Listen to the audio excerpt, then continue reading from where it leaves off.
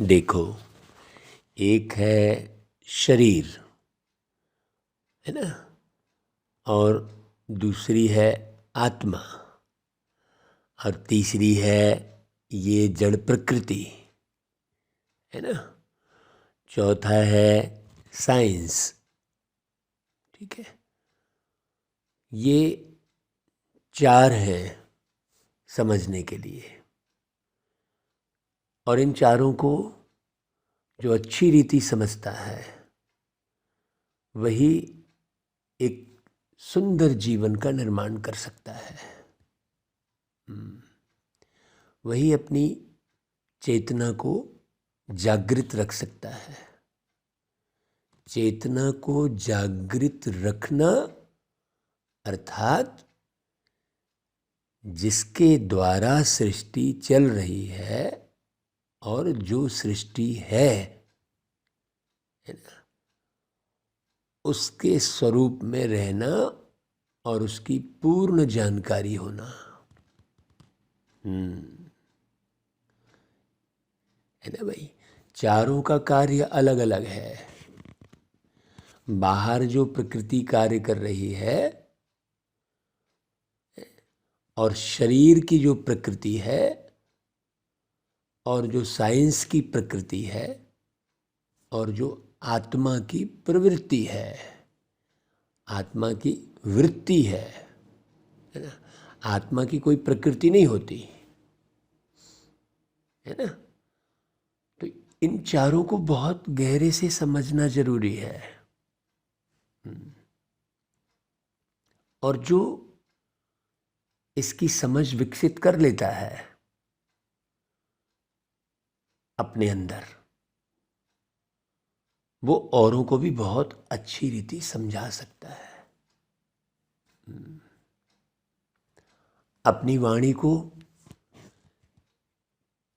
आत्माओं की सेवा में लगाना कैसे? आत्माओं की सेवा में कब लगाएंगे अपनी वाणी को? जब आत्मा के अंदर में समझ विकसित होगी। तो सबसे पहले तो समझ विकसित करना।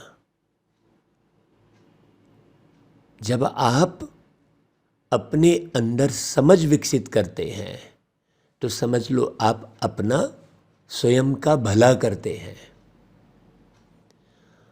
और अपने अंदर जितनी समझ विकसित की है वैसी ही समझ वाली दुनिया का निर्माण करना, तब तो आप सुख पाएंगे भाई।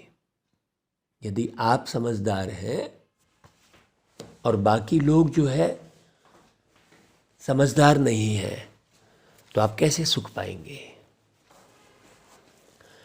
तो कोई समझे या ना समझे, कोई जाने या ना जाने, कोई माने या ना माने, हमको कोई मतलब नहीं है।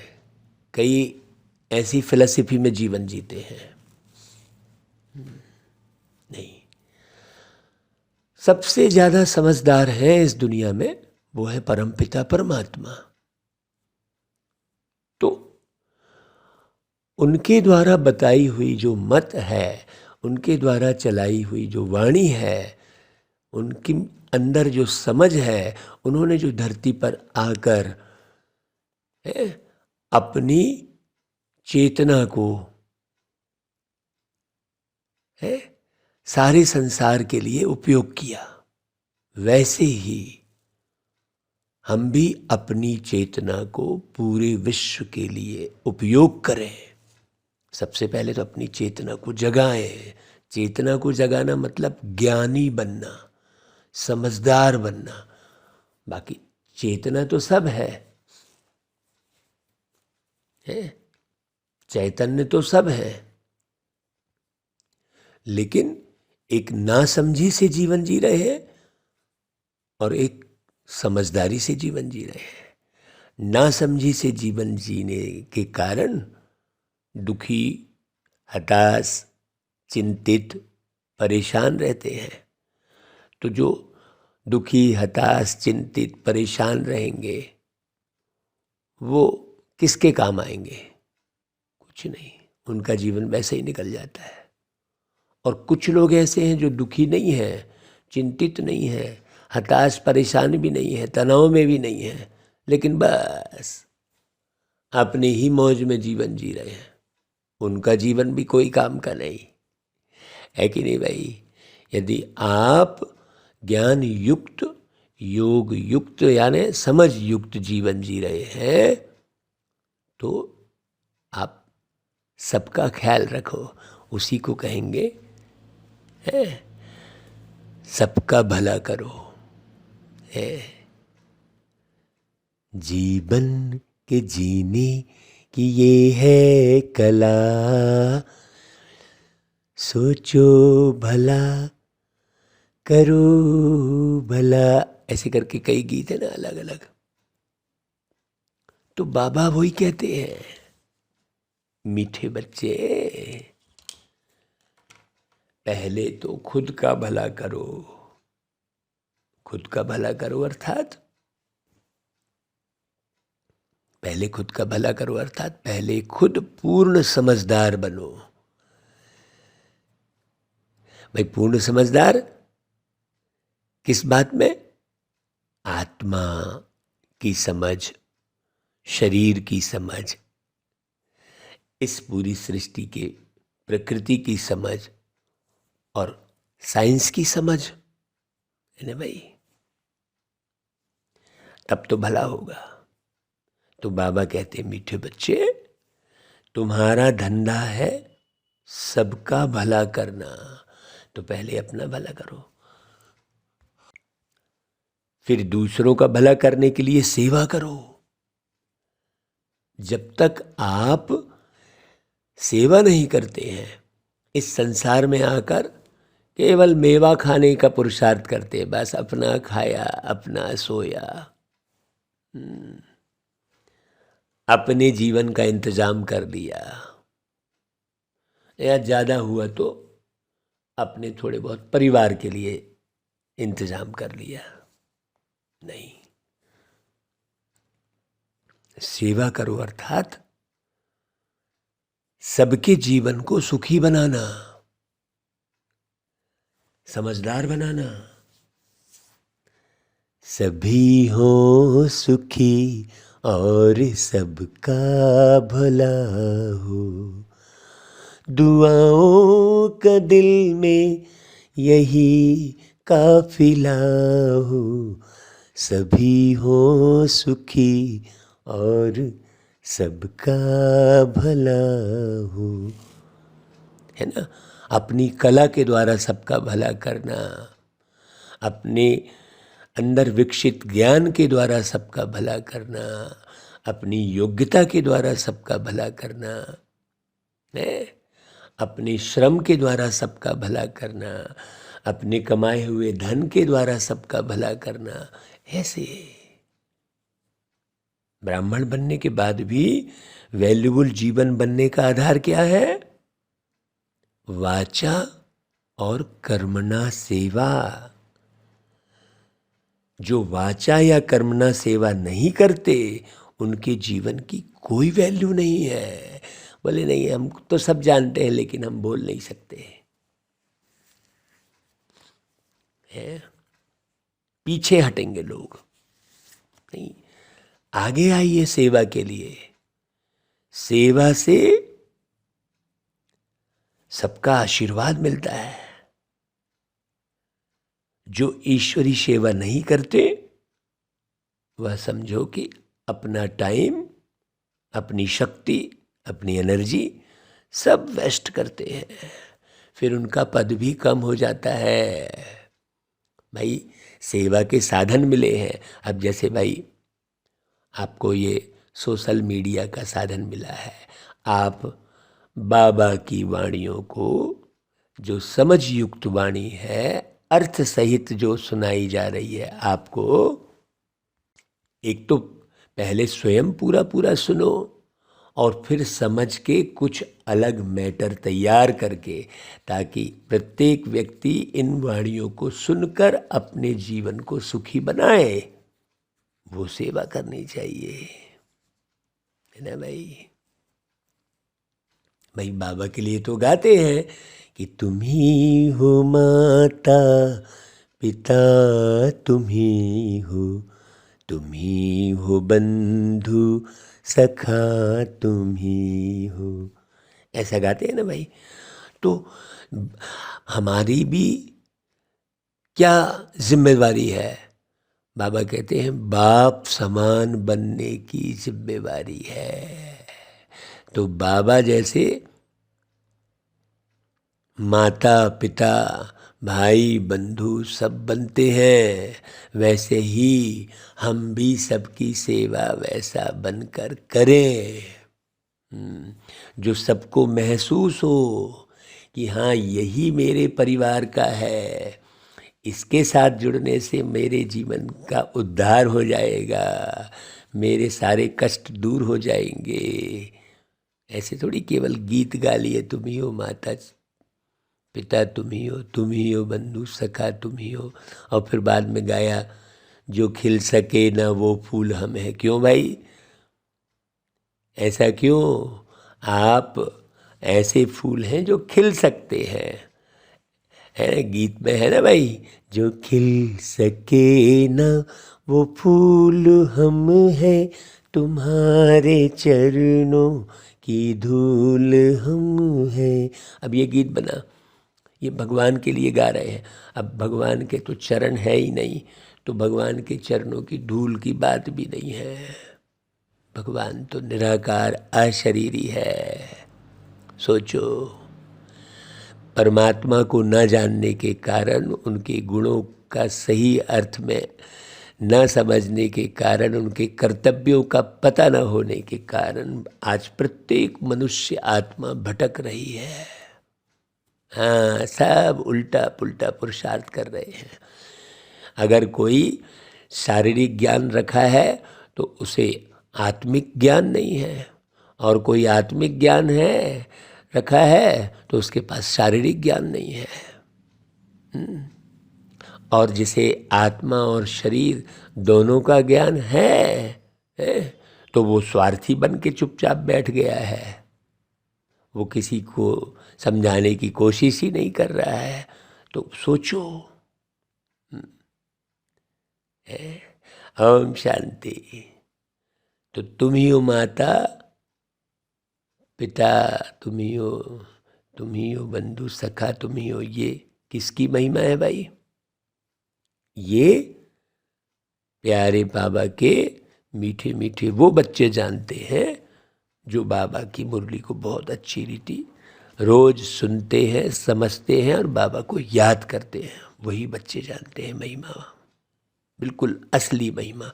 नहीं तो बहुत लोग तो भगवान को ही नहीं जानते। सब में भगवान है, सब भगवान है, सब परमात्मा है, सब में परमात्मा है कह के पूरी ग्लानि करते रहते हैं। भारतवासी मनुष्य नहीं जानते। हो तुम भी मनुष्य, परंतु तुम अब जान गए हो यह किसकी महिमा है। तो भगवान जो सबके माता पिता हैं, उनके द्वारा तुम विष्णुपुरी की राजाई ले रहे हो, है ना भाई। ऊपर में है मात पिता, शिवलिंग की विद्वान आदि पूजा नहीं करने देते हैं, क्योंकि वह उल्टी बात समझते हैं। वास्तव में शिवलिंग की पूजा जब करते हैं तो उनको मात पिता नहीं समझते हैं। लक्ष्मी नारायण की पूजा करेंगे तो उनको मात पिता कहेंगे, क्योंकि दोनों हैं। पत्थर बुद्धि मनुष्य कुछ भी समझते नहीं कि हम किसकी पूजा करते हैं। तुम्हें माताश्च पिता कौन है? जहाँ दो देखते हैं उनके आगे महिमा गाते हैं, परंतु लक्ष्मी नारायण तो न मात पिता है, न खेवैया है, न ज्ञान सागर है, न पतित पावन है। तुम बच्चे अच्छी रीति समझते हो, जानते हो। पतित पावन निराकार परमपिता परमात्मा को ही कहा जाता है। तुम्हें माताश्च पिता तुम ही हो। हाँ, यह महिमा साकार की हो नहीं सकती। न लौकिक माता पिता के लिए यह गाते हैं, उस लौकिक माँ बाप से तो अल्पकाल का कागविष्टा के समान सुख मिलता है। द्वापर कलयुग में है दुख, अभी तुम बाप द्वारा समझदार बने हो। किसको भी समझाना बहुत सहज है। त्रिमूर्ति चित्र ले जाओ, ऊपर में है शिव, यह है तुमेव माताश्च पिता, जो ब्रह्मा द्वारा हमको विष्णुपुरी का राज्य देते हैं, है ना भाई। ब्रह्मा द्वारा हमको सहज राजयोग सिखला रहे हैं बाबा, जिससे हम राजाओं का राजा बनते हैं। तो विष्णुपुरी कैसे और किसने स्थापन की, यह कोई जानते ही नहीं। भाई कोई ने तो स्थापन की होगी ना। बाप का परिचय मिलता है तो बाप से बर्थ राइट, ईश्वरी जन्म सिद्ध अधिकार जरूर चाहिए। तो बाप का जन्म सिद्ध अधिकार कौन सा है? वह विष्णुपुरी। नर से नारायण और नारी से लक्ष्मी पद प्राप्त कराते हैं, राजयोग सिखलाते हैं। तो समझाने का तरीका बहुत अच्छा चाहिए, जो किसकी बुद्धि में बैठे। लक्ष्मी नारायण के चित्र पर हम बहुत अच्छा ज्ञान दे सकते हैं। बाबा कहते हैं कि तुम बहुत अच्छा ज्ञान दे सकते हो, लक्ष्मी नारायण को जरूर 84 जन्म लेने पड़ते हैं, ये समझाओ। यह नई दुनिया के नंबर 1 मनुष्य हैं। गायन भी है, परमपिता परमात्मा से 21 पीढ़ी राज्य भाग्य मिलता है। लेकिन होता क्या है बच्चों के साथ, जो भी बाबा के बच्चे हैं मुरली सुनते जरूर हैं, लेकिन उसको याद में नहीं रखते कि हमें कैसे सुनाना है। बाबा रोज विधि समझाते हैं। मुरली को यदि आप अच्छी रीति पढ़ेंगे, सुनेंगे, समझेंगे, गहराई से अपने हृदय में उतारेंगे, तब ना वो आप एक्यूरेट सेवा कर पाएंगे। ऐसे मुरली सुनी और लग गए अपने काम धाम में, पूरा भूल गए।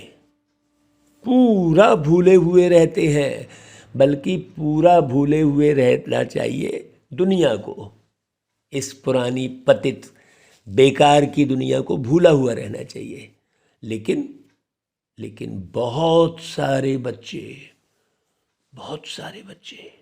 बाबा को पूरी तरह भूले हुए रहते हैं। सुनते हैं रोज मुरली, जाएंगे बड़े नियम प्रमाण सेंटर, सेवा भी करेंगे भाग के, ये काम किया वो काम किया, लेकिन बाबा को याद रखना, अर्थात बाबा के ज्ञान को एक्यूरेट समझ के औरों को बहुत अच्छी रीति समझाना।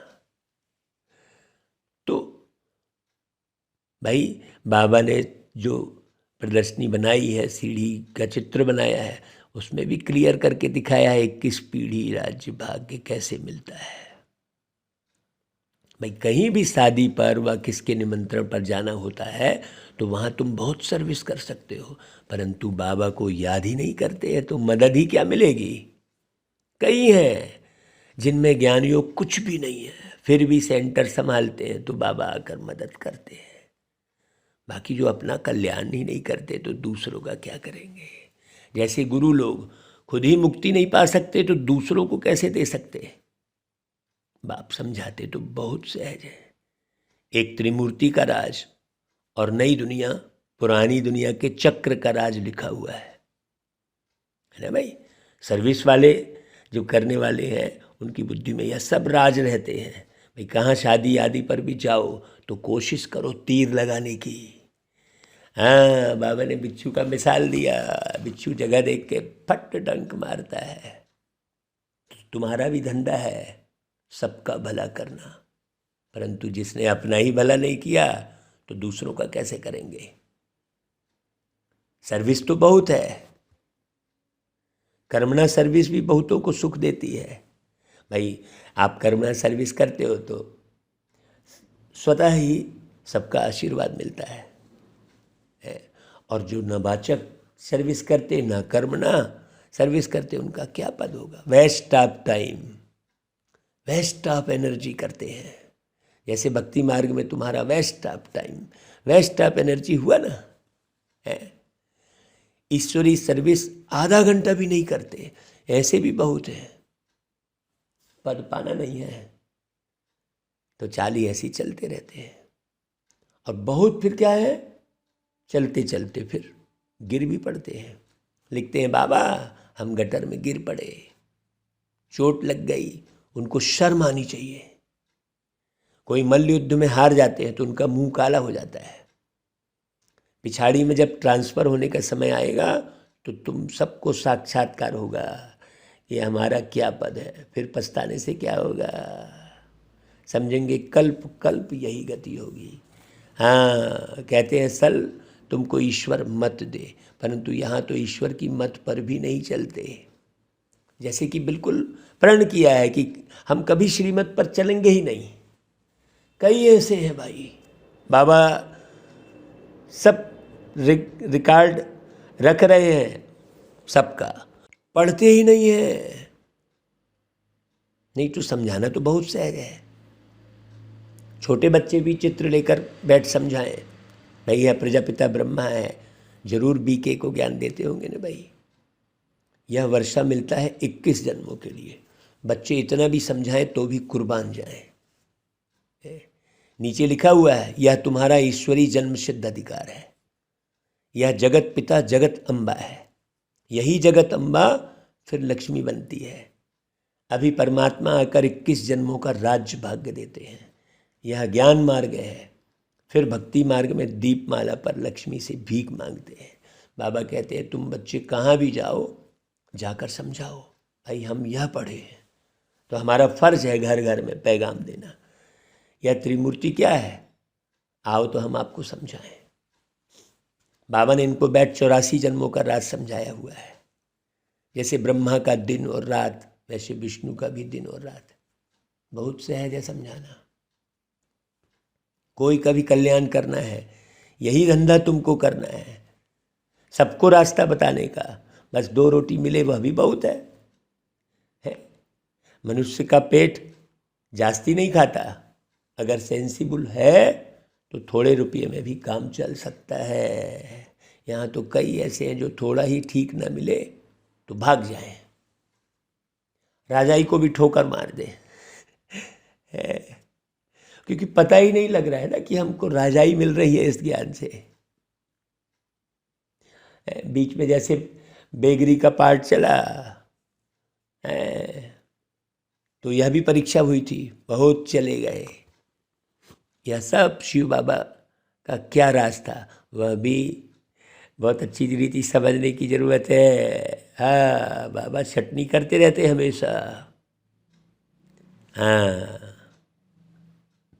तो उस बात के लिए जो है ना, उस बात की चर्चा नहीं करना चाहिए। उसमें क्या है, गुड़ जाने गुड़ की गोथली जाने, कितने डर कर भाग गए। नहीं तो 2 रोटी खाने पर खर्चा बहुत कम लगता है।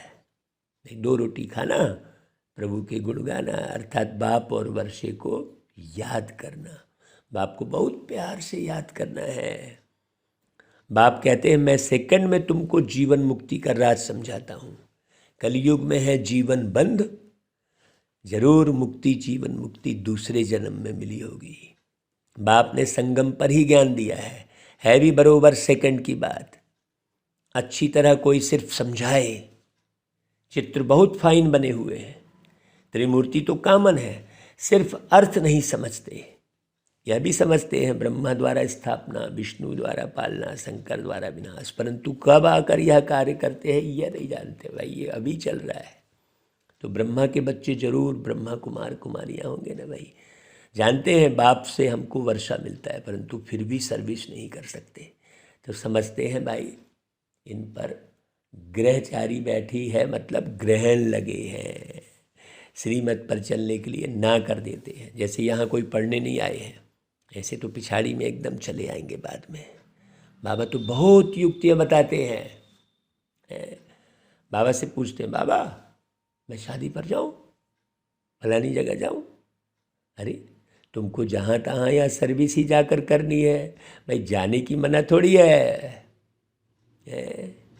जाओ ना भाई, लेकिन आप कर क्या रहे हो वहाँ जाके? तो औरों की तरह बस खा पी के और मिलजुल के भग के चले आ रहे हो, बन ठन के जा रहे हो। बाबा की एक सेवा नहीं कर रहे हो, किसी को संदेश नहीं दे रहे हो, कल को आपको उल्हाना मिलेगा। तो त्रिमूर्ति का चित्र लेकर इस पर भी समझाओ। त्रिमूर्ति मार्ग भी है, कोई भी अर्थ को नहीं जानते। यहाँ कई बच्चे हैं जो सेंटर पर तो आते रहते हैं, बाहर से कहते हैं हम पवित्र रहते हैं, परंतु अंदर गंद करते रहते हैं।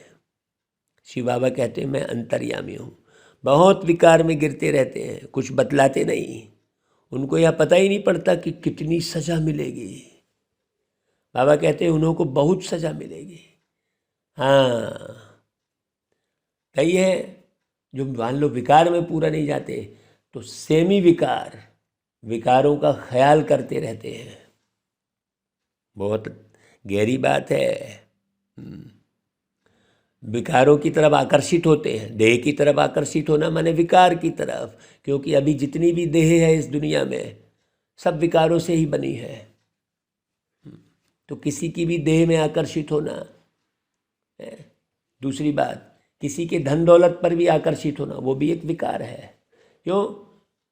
क्योंकि वो जो धन दौलत जिसने भी कमाई है वो लोभ विकार के वशीभूत होकर कमाई है, मोह के विकार में वशीभूत होकर कमाई है। तो धन दौलत पर भी आकर्षित होना एक विकार है। किसी के भी धन दौलत पर आकर्षित होना, बहुत अच्छी रीति समझना भाई।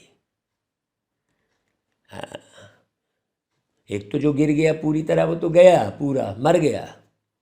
एक है मर गए और एक है अधमरे। तो अधमरे भी बहुत हैं, जिसको दिखाते हैं भक्ति में कि लक्ष्मण मूर्छित हो गया। मूर्छित हो गया मतलब अधमरा। और एक तो पूरी तरह विकार में चले गए, शादी कर लिए, वो तो पूरे ही मर गए। और एक है जो ख्याल कर रहे हैं, अपने शौक में हैं। हाँ, बहुत अच्छी रीति समझना। जैसे खाने पीने का भी शौक है, वो भी अधमरा कहलाएगा भाई। शौक के आधार पर थोड़ी आपको खाना है, शरीर निर्वाह अर्थ खाना है ना भाई। तो बाबा कहते हैं शरीर निर्वाह अर्थ कमाना और शरीर निर्वाह अर्थ खाना, ऐसे थोड़ी। बहुत गहरी बात है। और जो जितना ऊंचा जाता है फिर उसकी उतनी ऊंची परीक्षा भी होती है। हाँ, तो कुछ बतलाते नहीं हैं, उनको यह पता ही नहीं पड़ता कि कितनी सज़ा मिलेगी। बाबा कहते हैं उन्हों को बहुत सज़ा मिलेगी, महसूस करेंगे बरोबर हमने छिपाया था, ऐसे ऐसे हम विकार में गए थे, अपनी दृष्टि खराब की थी, पीठ पीछे गफलती की थी, इतना झूठ बोला था। बाद में जरूर महसूस करेंगे, इसलिए यह सज़ा मिल रही है। बाबा कहते हैं समय आएगा सबको अपनी चलन का साक्षात्कार कराऊंगा कि कितने पाप झूठ किए हैं। बहुत विकार में जाते रहते हैं, सेंटर पर भी आते रहते हैं। शास्त्रों में भी इंद्र सभा की बात है ना, तो यह एक की बात नहीं है भाई। शास्त्र में दिखाया ना, अमृत बट रहा था तो राहु और केतु जो है देवी देवता का रूप धर के आ गए। तो वो राहु केतु कौन है, लोगों को मालूम ही नहीं है वो राहु केतु कौन है। बहुत ऐसे होते हैं, फिर जाकर दुश्मन बनते हैं, अबलाओं पर फिर विघ्न डालते रहते हैं। बातें सब यहाँ की है। तो तुम सर्विस बहुत कर सकते हो, एक एक बात को समझा सकते हो। यह झाड़ का फर्स्ट क्लास चित्र है। बोलो, सिर्फ नॉलेज सुनो। जब लेकिन हम खुद उस स्वरूप में रहेंगे तब ना।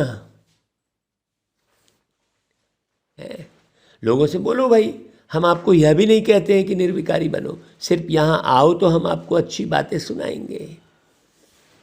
तुम शादी की खुशी में हो, हम आपको उनसे भी जास्ती खुशी का पारा चढ़ा सकते हैं, ऐसा बोलो। हमेशा के लिए हम आपको खुशी दे सकते हैं। हाँ भाई, अब हम क्या बताएं। आप कहेंगे कि नहीं यार कैसे सेवा करें, बाबा हमसे ऐसी सेवा करवा रहे हैं। हमको तो यही लगता है कि चलो भाई कैसे करके हम लोगों को बता दे। वह गीत सुना के तड़फ रहती है। कई जगह हम देख रहे होते हैं अपने सामने में कि कैसे लोग भटक रहे हैं, तो अंदर कशिश रहती है, लेकिन बहुत युक्ति से चलना पड़ता है। क्या करोगे? हाँ, रावण प्रजाति के जो लोग होते हैं वो अपनी महिमा सुनते हैं, तो ऐसे स्थान पर जाकर पहले उनकी महिमा करनी होती है। कि तुम बहुत अच्छे हो भाई, नहीं तो लात मार के भगा देवे हो, आप सेवा कहाँ कर पाओ। कई जगह मानसिक सेवा करनी पड़ती है, हर जगह बोल के नहीं कर सकते। तो मनसा वाचा कर्मणा, लेकिन वाचा और कर्मणा सेवा करके ही आप, हाँ कई बोले नहीं हम तो बस केवल मानसिक सेवा कर रहे हैं, नहीं उससे थोड़ी आपकी कोई, केवल मानसिक सेवा कर लेने से बस थोड़ा आपको राजाई मिल जाएगी कि आपकी प्रजा बन जाएगी। किसको क्या मालूम, आपने मानसिक सेवा कर दी तो भाई सामने वाला भी तो, रिसीवर भी तो वैसे ही होना चाहिए ना। आपने इधर से शांति फैलाई तो लेने वाला भी तो फिर होना चाहिए ना। आपने फैलाई और कोई लिया ही नहीं, तो तैयार करना। मानसिक सेवा कब होगी? जब आप लोगों को तैयार करेंगे, जब आप अपना बनाएंगे लोगों को। हाँ, बड़ी गहरी गहरी बात है, तो बहुत है जो अबलाओं पर भी विघ्न डालते रहते हैं। बातें सब यहाँ की है, तो तुम सर्विस बहुत कर सकते हो। है ना भाई? बात करने की ताकत चाहिए। बाबा बता रहा है भाई, गोले का चित्र भी बहुत अच्छा है, कोई किताबों में भी यह गोला दिखाया है, सिर्फ आयु लंबी कर दी है। दिल में आना चाहिए हम अपने मित्र संबंधियों का उद्धार करते हैं। एक दिन आएगा जो तुम चित्र लेकर जाए सबको समझाएंगे कि शिव बाबा इन ब्रह्मा द्वारा विष्णुपुरी का राज्य दे रहे हैं, शंकर द्वारा पुरानी दुनिया का विनाश हो रहा है। एक एक बात समझानी है भाई, शंकर कौन, पहले खुद को भी समझना है। हाँ, शंकर द्वारा विनाश कह रहे हैं तो फिर त्रिमूर्ति की बाबा स्थापना कर रहे हैं, किसको पढ़ा रहे हैं त्रिमूर्ति का ज्ञान? हम बच्चों को। तो हमें ही त्रिमूर्ति बनना है, ब्रह्मा के बच्चे ब्राह्मण, है ना भाई, और नर से बनना है नारायण। और सब एक भी शंका न रहे कहीं भी, यानी मेरे को चाहिए वो चाहिए, वो करना चाहिए, मुझे ये मिलना चाहिए, ये भी तो शंका के घेरे में हो रहे हैं। मेरे को ये क्यों नहीं मिला, मेरे जीवन में तो सुख मिला ही नहीं, क्यों नहीं मिला? बहुत अच्छी रीति समझना। बाकी देवताओं और असुरों की लड़ाई तो कोई ऐसी हुई नहीं है भाई। जहाँ देवता है वहाँ असुर रह ही नहीं सकते, और जहाँ असुर हैं वहाँ देवता नहीं रह सकते। भाई अभी तो हम देवता नहीं है ना भाई, अभी तो हम असुरों के बीच रह रहे हैं, लेकिन हम देवता थोड़ी हैं। है कि नहीं भाई? उन्होंने देवता और असुरों को एक साथ दिखा दिया। असुर माने अंधकार, अज्ञानता। अंधकार और प्रकाश दोनों एक साथ कैसे रह सकते हैं? सोचने की बात है। सत्य और झूठ एक साथ कभी रह ही नहीं सकते। सोचो, है यह तो यवन और कौरवों की लड़ाई है, उनका बाम छूटेगा और इनकी लड़ाई शुरू होगी। विनाश के बाद फिर स्वर्ग की स्थापना। कितना सहज है बोलो। सिर्फ बाप और वर्षे को याद करना है, तो समझाना पड़ेगा भाई बाप कौन और उनका वर्षा क्या, कैसा और कैसे मिलता है। हाँ, मन बना भाव, बस हमको कुछ भी नहीं चाहिए। हम पैसे के भूखे नहीं हैं, पैसे तो अपने पास रखो, ऐसे युक्ति युक्त बोलना चाहिए। आगे चलकर बहुत निकलेंगे, थोड़ी तुम्हारी भी वृद्धि हो जाए। कई हैं जो बाहर से बड़े अच्छे हैं, बड़े मीठे हैं, परंतु अंदर किचड़ा भरा हुआ है। भाई यहाँ तो अंदर बाहर बड़ा साफ चाहिए। सबके अंदर को जानने वाले शिव बाबा हैं।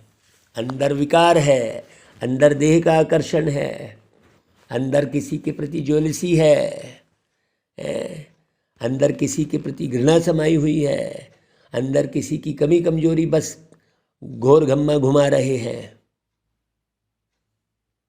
तो बाबा सबके अंदर को जानते हैं। खुद कहते हैं जिस भावना से भक्ति करते हैं उसको उसका फल मिलता है। यह ड्रामा में नून है ना, नून है। तो जब बाप को पाया है तो वर्षा भी पूरा पाना चाहिए ना भाई। और वर्षा कैसे मिलेगा? सर्विस से मिलता है। बाप तो फिर भी पुरुषार्थ तो कराएंगे, ठंडा थोड़ी रहने देंगे। बाप तो छोड़ेंगे नहीं भाई, आधी रात को उठा के पुरुषार्थ कराते हैं, नहीं तो सोए पड़े हैं फिर। बाबा थोड़ी छोड़ेंगे। प्रोजेक्टर पर भी अच्छी तरह समझा सकते हो। हाँ, कई बार प्रोजेक्टर की चर्चा करते हैं कि भैया प्रोजेक्टर में हम भक्ति मार्ग की फिल्म दिखा दिखा के एक एक बात को बैठ के समझाएं, लेकिन कोई ऐसा जागने वाला है ही नहीं। हाँ, चक्र में कितना बड़ा ज्ञान समाया हुआ है। बड़े मंडप में बड़े बड़े चित्र रखने चाहिए। जितना बड़ा होगा उतनी अच्छी तरह पढ़ सकेंगे। बहुत सहज है समझाना। भाई यह नर्क है या स्वर्ग है, यह 84 का चक्र फिरता है। बाप से बेहद का वर्षा संगम पर ही मिलता है। तो ये समझाना बहुत जरूरी है ना। हम भीड़ में गए और बस आ गया, नहीं कोई समझने वाला, ऐसे कैसे नहीं, तुम तो समझाओ। कोई समझने वाला मिले या ना मिले। नाम ही है अति सहज राजयोग, ऐसे नहीं है नहीं समझेंगे। समझाने वाला बहुत बेस्ट चाहिए। अति सहज ज्ञान है, लेकिन हमको ही टिपिकल लग रहा है मान लो, तो हम कैसे समझाएंगे? हम ही उसको फॉलो नहीं कर रहे हैं, बाबा की श्रीमत पर नहीं चल रहे हैं, तो हम समझा ही नहीं सकते। तो समझाने वाला अच्छा चाहिए। बाबा कह रहे हैं आज की मुरली में बार बार, ड्रामा अनुसार झाड़ को जानना है। भाई घरे गृहस्थी में लगे, पति ऐसा कर रहा है तो बच्चे ऐसे कर रहे हैं। अरे भाई तुम सेवा में निकलो तो मन लगा रहेगा, तो तुम विकारों से बचे रहोगे। नहीं तो जमाने भर के अपने ही शानो शौकत में लगे रहोगे बस, है ना। तो चित्र तो बाबा ने बनवा दिए हैं। स्वर्ग में इन देवताओं का राज्य था, आर्य और अन आर्य। आर्य अर्थात पारस बुद्धि, अन आर्य अर्थात पत्थर बुद्धि। अब उन्होंने क्या किया, आर्य समाज भी अलग बना दिया। ऐसा थोड़ी है भाई। तो सच बताने वाले तुम हो, तो सच बताना चाहिए। तुम कैसी सेवा कर रहे हो, पूरे जीवन भर तुमने क्या किया, कहाँ कहाँ भूल की, क्या क्या छिपाया। बाबा सब मुरली में कह रहे हैं। देखो बहुत रहम दिल बनना है। कहाँ भी जाकर तुम सर्विस करके दिखाओ, कोई ना कोई निकल पड़ेंगे जो अपना जीवन बनाएंगे। हाँ भाई, जैसे मान लो भीड़ में बोलते नहीं बन रहा है, तो आप भैया हम तो क्या कर रहे हैं, उन आत्माओं के नंबर ले लेते हैं। भाई जहाँ रुकावट है, ये समझ में आ रहा है कि नहीं यार झगड़ा हो सकता है, तो भाई ऐसी जगह सेवा नहीं करो, नहीं तो बदनामी होगी फिर। सबके मन खराब हो जाएंगे, आपसे कोई मिलना ही नहीं चाहेगा। तो इससे अच्छा चुपचाप भाई फिर उनके नंबर का पता लगा के इकट्ठा करते रहते हैं, फिर उनके नंबर पर व्हाट्सएप करते हैं, फिर उनको फ़ोन करते हैं, फिर वो फ़ोन में भी गुस्सा करेंगे, हमारे साथ ऐसा हुआ भाई। सब सहना पड़ता है, लेकिन मेहनत तो करनी पड़े ना भाई, एक एक पर। बाबा ने कहा एक एक पर मेहनत करो। तो हम कहीं भी भीड़ में जाते हैं, देखते हैं, हाँ बहुत सारे ऐसे गुरु आते हैं, वहाँ देखते हैं गुरु क्या क्या सुना रहा है, कौन कौन आ रहा है, किस किस प्रकार का व्यक्ति है, कितने नशे का है, बहुत बारीकी से वाच करना होता है। कौन समझ सकता है, कौन नहीं समझ सकता है। ऐसे नहीं चाहे जिसको भी पकड़ के बस सुनाए पड़े, ऐसा भी नहीं। पात्र देखकर दान। ये बाबा की जो वाणी जो चल रही है बड़ी गहरी रहती है, बहुत समझने वाली होती है ना भाई। अच्छा भाई, बाबा कहते मीठे मीठे सिक्के लदे बच्चों प्रति मात पिता बाप दादा का याद प्यार और गुड मॉर्निंग। रूहानी बाप की रूहानी बच्चों को नमस्ते, और हम रूहानी बच्चों की रूहानी मात पिता बाप दादा को याद प्यार गुड मॉर्निंग और नमस्ते। धारणा के लिए मुख्य सार देखो, बाबा ने पूरी मुरली सेवा की चलाई है कि जो भी बच्चा वाचा और कर्मणा सेवा नहीं करता, जैसे कि वो कोई काम का नहीं है, चाहे वो कितना भी ज्ञानी हो। तो वाचा और कर्मणा सेवा कौन कर सकेगा बताऊं? सार में समझना अच्छे से। देखो बाबा की मुरली का सार है, जो अंदर बाहर साफ रहता है। तो इसलिए सार क्या आया कि अंदर बाहर साफ रहना है। हाँ, कुछ भी छिपाना नहीं है। छिपाने वाला व्यक्ति सेवा नहीं कर पाएगा, बिल्कुल, वो तो अंदर ही अंदर उसको घोरता रहेगा।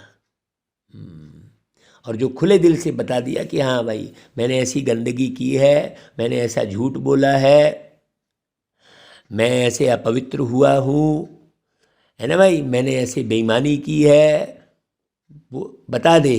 नहीं तो पीठ पीछे कुछ और सामने कुछ, मंच पर कुछ और व्यवहार कुछ नहीं। बहुत अच्छी रीति समझना, सच्चे दिल से सेवा करनी है। हाँ, कुछ मिल जाए तो हम सेवा करें, नहीं, दिल साफ रख के और सच्चा रख के। सच्चे दिल पर साहिब राजी, और दिल साफ तो मुराद हासिल।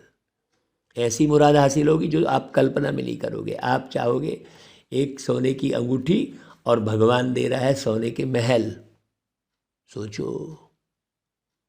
लेकिन ये विश्वास हो तब ना, ये समझ आए कि नहीं ये बिल्कुल मिल रहा है। नहीं केवल पढ़ाई पढ़ाई है बस, आज सुन लिया, हाँ हाँ बहुत बढ़िया कह दिया, ऐसा थोड़ी है। ये अंदर गहरे बैठना चाहिए कि नहीं, हम बाबा की जो मुरली चल रही है, जो बाबा आए हैं, उनके द्वारा पूरा युग परिवर्तन हो रहा है और कोई कर ही नहीं सकता। तो दूसरी पॉइंट क्या है धारणा के लिए? अपना टाइम सफल करना है।